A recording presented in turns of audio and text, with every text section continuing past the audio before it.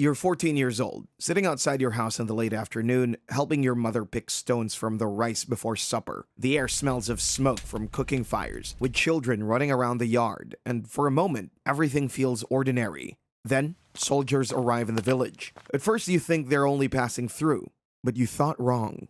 They speak quickly with the men of the village, their boots heavy on the ground, and their voices sharper than the wind. When they stop at your family's door, they tell your parents that you are needed to work for the army, maybe in the factory, or maybe as a helper. Your mother protests, your father lowers his eyes, and coins change hands you'll never see again. Before you can understand what's happening, rough hands push you toward the back of a waiting truck. Other girls are already there, their faces pale and silent, their small bundles of belongings clutched tightly in their hands. One whispers that she'll run as soon as she gets the chance. You almost believe her, but later, you'll learn how wrong she was. The road stretches endlessly into the night. Dust stings your eyes as the air grows colder, and the life you knew disappears behind you. By morning, you're no longer a daughter, and no longer a child. You are cargo, carried toward a place you don't know, with no way back. The truck finally stops after what feels like endless days on the road. Dust clings to your hair, your clothes stink of sweat, and your throat is dry from the ride. You expect a factory, maybe barracks with other workers, but what you see is nothing like what the soldiers promised. A high fence surrounds the compound, guarded by men with rifles. The smell of smoke, urine, and sweat hangs heavy in the air. Rows of small wooden rooms line the yard, and before anyone explains, you feel that this is no place for ordinary work. The soldiers push you forward, barking orders you barely understand. An older girl, maybe 20, leans close and whispers the truth. She calls this place a comfort station. You don't understand the word, but her bruised arms and broken voice tell you enough. She warns you to be silent, and you obey because there's nothing else you can do. That night, you learn what this place really means. Soldiers drink, shout, and then the doors begin to close one after the other. You're forced into a room. The door slams shut behind you. You cry, you struggle, but no one comes. The guards laugh outside the walls, and the girl who once swore she would run is gone before the week is over. By the time you approach your 15th birthday, you understand the truth. The walls are too high, the watchtowers too sharp, and every attempt to flee only brings harsher rules and deadly punishments. You'll learn that escape from here is not freedom, it's only another kind of trap. You're 17, and your body already feels decades older. The routine is the same every day, but your strength falters more quickly. Some mornings you wake up with your legs shaking, your skin clammy and pale, but there is no medicine, and there is no rest. The guards drag you up whether you can walk or not, because they don't care. As long as they get the pleasure and satisfaction they're looking for, they don't care.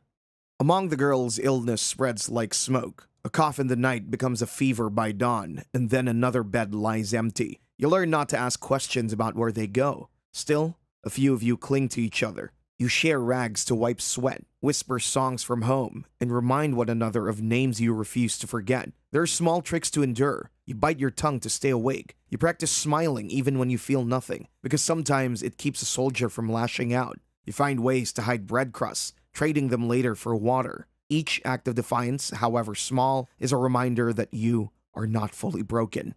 At night, when the others finally collapse, you hum softly into the dark. The sound is faint, almost nothing, but it carries you back to the memory of your mother's voice, and for a moment, the walls cannot reach you. You're 18, and the war still rages. The soldiers are everywhere, the guards are sharper, but a small part of you still refuses to give in completely. You cling to the thought that one day you might leave this place, even if you do not know how. Some girls whisper about escape. They talk of slipping past the guards at night, of reaching a nearby village, of finding someone kind enough to hide them. You listen, you nod, but you also know the truth. You've seen what happens when someone is caught. Their cries echo down the halls, and for days after, no one dares to speak above a whisper.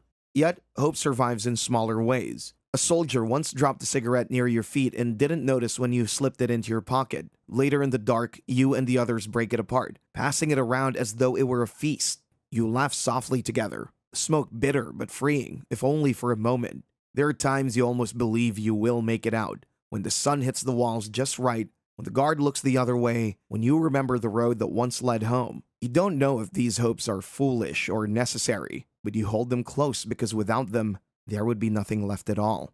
You're 20, and the war feels endless. The faces of soldiers change. Some are replaced, others disappear. But the cruelty does not lessen. Supplies grow thinner as the fighting drags on. The food is stale, the water barely clean, and sickness moves through the rooms faster than whispers. The guards become harsher. With every setback on the battlefield, their anger turns on you and the others. There's no pause, no rest, only commands barked in a language you cannot refuse. Even the smallest mistakes are met with punishment, and the fear never leaves your chest.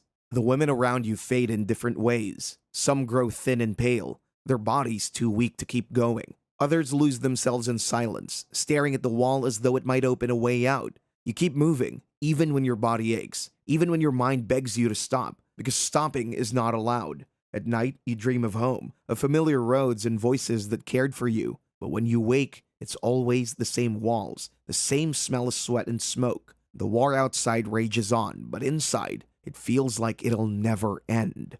You're 22 and everything suddenly shifts. The soldiers who once barked orders and moved with discipline now look nervous, restless, and even afraid. Rumors ripple through the station. Some whisper that Japan is losing. Others say surrender is near. None of you know the truth, but you feel it in the way the guards pace the halls and in how quickly the soldiers drink their rice wine. Then, almost overnight, they're gone. Boots that once struck the ground in rhythm vanish. Doors that were always locked stay open. The men who controlled your every step leave without goodbye, some fleeing in the night, others abandoning uniforms in the dirt. What's left behind is silence, a silence heavier than shouting ever was. You and the others step out cautiously, blinking at the daylight beyond the walls. There's no freedom waiting, only confusion. The war is over, they say, but no one tells you what happens next. Do you go home? Do you even have a home left? Some women wander away on their own. Others cling together, afraid of what might lie beyond the station gates. You survived, but survival does not feel like victory. The war is over, yet nothing feels safe. A few days go by and you finally decide to leave the station behind. The path home is long, and each step feels heavier than the last. You do not know who will be waiting for you, or if anyone even remembers. Some of the women who walk with you speak of families they hope to find again, while others stay silent, afraid of what the answers will be.